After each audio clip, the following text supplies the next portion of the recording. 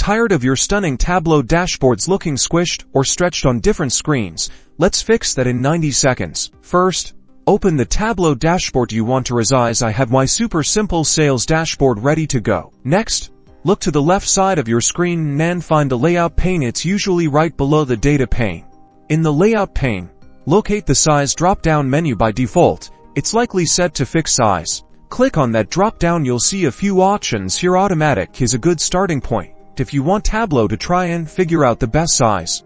Choosing automatic resizes the dashboard to fill the available space. This can work well, but it might not always give you pixel-perfect control. For more control, select range. This lets you set a minimum and maximum width and height for your dashboard. Tableau will then scale the dashboard within those limits. If you want complete control, stick with fixed size. This allows you to specify the exact pixel width and height of your dashboard. Tableau also gives preset options. You can find those by going to Preset Device Monitor and selecting from the drop-down menu. Select the device you are optimizing for to have set pixel dimensions. Finally, use the device preview to check different layouts and to make sure everything looks just right.